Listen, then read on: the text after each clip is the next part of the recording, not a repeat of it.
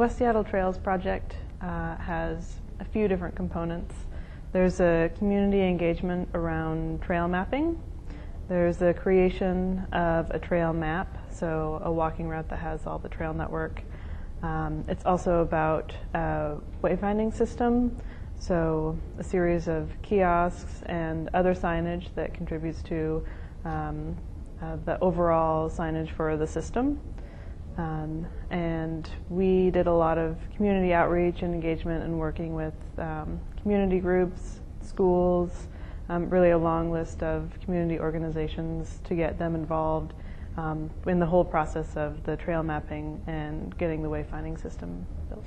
I think that in Seattle and in a lot of other places, this wayfinding project and creating a wayfinding system and the trail network in the way that we did in an urban environment, and having it be basically come from the grassroots and be created by all the different community members, and the level of community input is really what makes this unique. Usually when you have trail systems or a trail network, it's established by some kind of government entity, or it's someone that has put it on a map as part of something that's not as community oriented.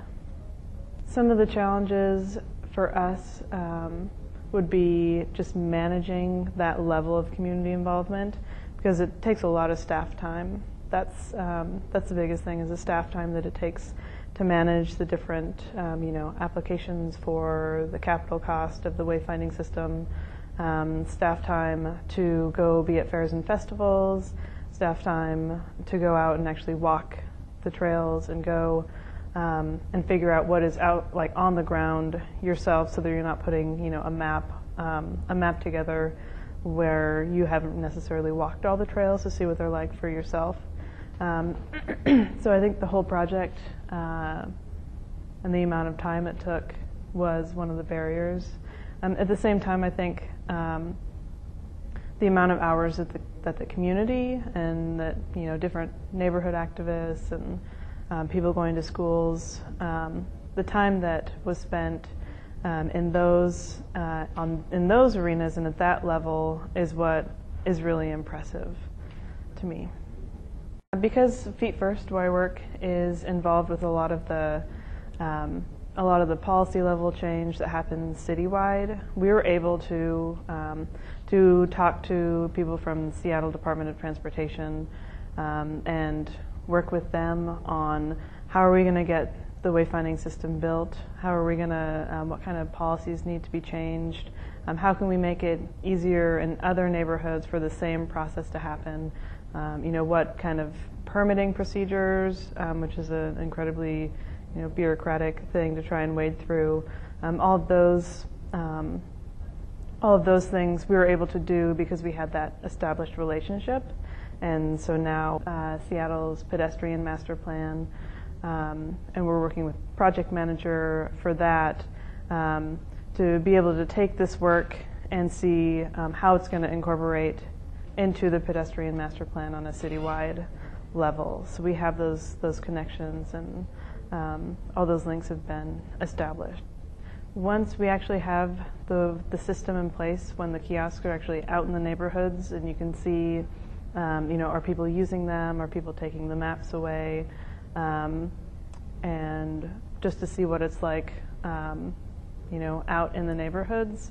I think that potentially there might be interest in other neighborhood groups to be able to take on some of this work and potentially actually get funds from the city, because $100,000 was really the capital cost of basically half of a neighborhood in West Seattle, and to do a lot of community outreach. So I think that can be, if the city were to fund part of that, it seems like a pretty doable project, and we're also will be able to advocate for that in the future as well.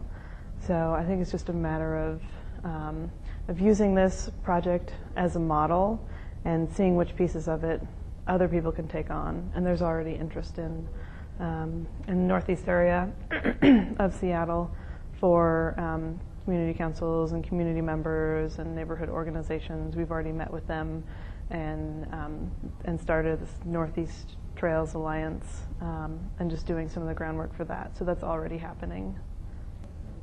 Everyone talks about Seattle like it's a mythical place, which, you know, when you're really working in Seattle, it's not like that at all. But I would definitely rely on, well, two things. You have to rely on activists and people that are involved in your neighborhood. So being able to work on a community level to pinpoint those people and to make them stronger and give whatever kind of guidance you can so that they're really invested and can, you know, continue to be supported through a process like that.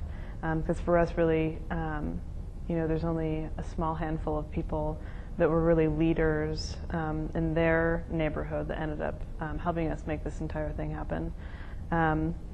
So that's the first thing, and then the second thing is to really to be able to work with the different agencies, whether it's Department of Transportation or Parks and Rec, but to do whatever you can so that you can find the people within the agency that are sympathizers and that can actually make change happen.